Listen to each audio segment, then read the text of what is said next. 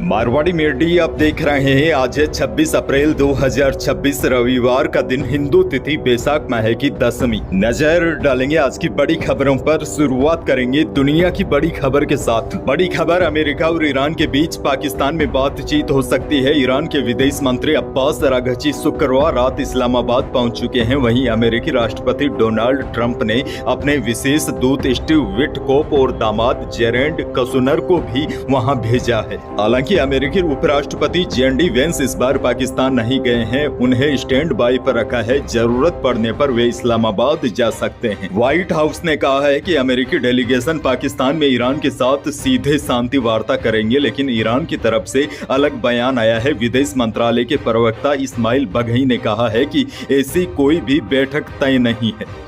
आगे बढ़ेंगे। देश भर की किसानों के लिए बड़ी खुशखबरी। दक्षिणी पश्चिमी मानसून को लेकर बड़ी खुशखबरी आई है। यूरोप की ECMWF के अनुसार इस बार मई में दक्षिणी भारत में मानसून दस्तक देगा। अंडमान निकोबार द्वीप में 18 से 25 मई को और केरल में 25 मई तक मानसून पहुंच सकता है। वैसे आपको बता दूं, केरल में आमतौर पर 1 जून तक मानसून दस्तक देता है, लेकिन इस बार 25 मई तक मानसून केरल पहुंच जाएगा। और अब देखिए, मौसम वैज्ञानिकों के मुताबिक अल नीनो की स्थितियां बनने की भी संभावना कम है। ऐसे में मानसून के जल्द पहुंचने की संभावना है। हालांकि इसी महीने की शुरुआत में भारत के मौसम विभाग ने कहा था कि इस साल भारत में मानसून सामान्य से कम रहने की संभावना जताई थी। बहरहाल आगे बढ़ेंगे। राजस्थान से बहुत बड़ी खबर। राज्य के लाखों किसान समय पर लोन नहीं चुका पा रहे थे। किसानों द्वारा लंबे समय से लोन अदायगी की समय सीमा बढ़ाने की मांग की जा रही थी। पहले यह तिथि 31 मार्च 2026 थी, जिसे अब बढ़ाकर 15 मई 2026 कर दिया है। इस फैसले से राज्य के लाखों किसानों को सीधा फायदा होगा और डिफॉल्टर होने से बच सकेंगे। आसान भाषा में आपको समझाऊं तो 15 मई तक बिना ब्याज के आप अपना ऋण चुका सकेंगे। यह उन किसानों के लिए राहत है जिन्होंने खरीफ फसलों के लिए 1 अप्रैल से 31 अगस्त 2025 के दौरान ऋण लिया था। अब किसान भाई इस ऋण को 15 मई तक बिना ब्याज के जमा करवा सकेंगे। आगे बढ़ेंगे। एक और बहुत बड़ी खबर। राजस्थान के बालोतरा स्थित पचपदरा रिफाइनरी की आग अब बुझ चुकी है, लेकिन उसके पीछे कारणों का धुआं अभी भी गहराता जा रहा है। प्रधानमंत्री मोदी के प्रस्तावित लोकार्पण कार्यक्रम से ठीक एक दिन पहले हुई इस भीषण आगजनी ने जांच एजेंसियों को एक और नई और खतरनाक दिशा में सोचने को मजबूर कर दिया है। क्या यह एक महज तकनीकी खराबी थी या फिर सरहद पार से किया गया कोई साइबर अटैक था? अब FSL की टीमें यह पता लगाने की कोशिश कर रही है कि क्या आग किसी केमिकल रिएक्शन से लगी थी या फिर शॉर्ट सर्किट या फिर जानबूझकर यह किया गया था। अब वहां से लिए गए सभी नमूनों को जयपुर भेज दिया गया है, जिसकी रिपोर्ट अगले 12 घंटों में आने की उम्मीद है। आगे बढ़ेंगे। प्रदेश के लोगों के लिए एक और अच्छी खबर। प्रदेश में बिजली कनेक्शन लेने की प्रक्रिया को आसान बनाया जा रहा है। इसके लिए सरकार ने नई गाइडलाइन जारी कर दी है। अब 33 kV तक के विद्युत कनेक्शन और 1 MVA तक की उत्पादन इकाइयों के लिए विद्युत परीक्षक की अनिवार्य जांच की आवश्यकता नहीं होगी। यह प्रावधान केंद्रीय विद्युत प्राधिकरण के 2023 के सुरक्षा विनियमों के तहत लागू किया गया है। इसका उद्देश्य ईज ऑफ डूइंग बिजनेस को बढ़ावा देना है। ऊर्जा विभाग की ओर से जारी अधिसूचना के मुताबिक अब 1 MVA क्षमता की उत्पादन इकाइयों, जिनमें सोलर और पवन ऊर्जा जैसी नवीनकरणीय ऊर्जा परियोजनाएं भी शामिल है। यानी कि सरकार ने बिजली कनेक्शन और छोटे पावर प्लांट की मंजूरी से जुड़े नियमों में बड़ा बदलाव किया है। अब 33 kV तक के बिजली कनेक्शन और 1 मेगावाट एम्पियर तक की उत्पादन इकाइयों के लिए हर बार इलेक्ट्रिकल इंस्पेक्टर की जांच जरूरी नहीं होगी। बेरोजगारों के लिए बड़ी खबर। मुख्यमंत्री युवा संबल योजना का भत्ता अब 21 वर्ष की आयु के बेरोजगारों को ही मिलेगा। प्रदेश सरकार ने 21 से कम आयु के शिक्षित युवाओं को वास्तविक बेरोजगार नहीं मानते हुए यह फैसला लिया है। इस फैसले से प्रदेश में लाखों अभ्यर्थी योजना के दायरे से बाहर हो जाएंगे। हालांकि इसमें अधिक आयु के बेरोजगारों के लिए भत्ते का अवसर भी बढ़ेगा। आपको बता दूं, मुख्यमंत्री युवा संबल योजना के तहत प्रदेश में 2 लाख बेरोजगारों को युवा संबल भत्ता मिलता है। अगली बड़ी खबर की ओर बढ़ जाते हैं। राजस्थान के कैबिनेट मंत्री मदन दिलावर ने नागौर सांसद हनुमान बेनीवाल पर तीखा हमला बोला। दिलावर का कहना है कि नागौर सांसद हनुमान बेनीवाल अपनी विश्वसनीयता खो चुके हैं। दिलावर ने कहा कि बेनीवाल उस श्रेणी के नेता है जिन्हें जब सहारा दिया जाता है तो खुद को सबसे बड़ा ताकतवर समझने लगते हैं। दिलावर बोले, भाजपा ने ही उन्हें समर्थन देकर संसद तक पहुंचाया था, उसके बाद उनको संसद में पहुंचने के लिए कांग्रेस का सहारा लेना पड़ा।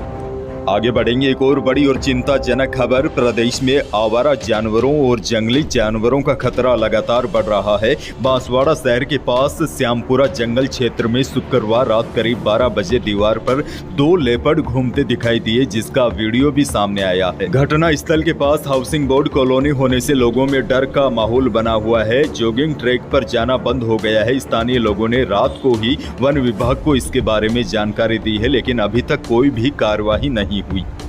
अजमेर से भी बड़ी खबर। झोंपड़ी में सो रहे 1.5 महीने के मासूम पर कुत्तों ने हमला बोल दिया। कुत्ते करीब 5 मिनट तक बच्चे को नोचते रहे। कुत्ते 1.5 महीने के बच्चे का पेट फाड़ डाला।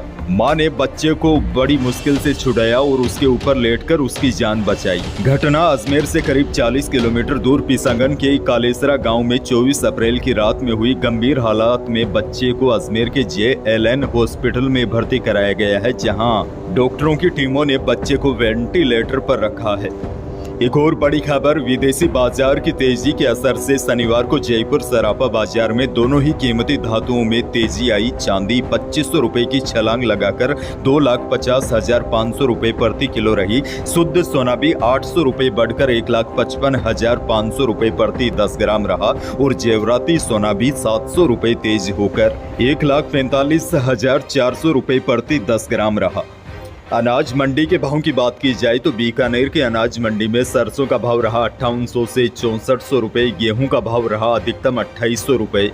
शनिवार को इसबगोल के भाव में उछाल रहा। बीकानेर में इसबगोल का भाव न्यूनतम 10,500 से अधिकतम 13,975 रुपए रहे। वहीं जीरे का अधिकतम भाव 19,000 रुपए रहा। जोधपुर अनाज मंडी की बात की जाए तो जीरे का भाव 17,000 से लेकर अधिकतम 21,000 रुपए रहा और पैकेट वाली इसबगोल जोधपुर में अधिकतम 14,500 रुपए बिकी। सौंफ का भाव न्यूनतम 7,000 से अधिकतम 10,500 रुपए और सरसों का भाव रहा अधिकतम 6200 रुपए।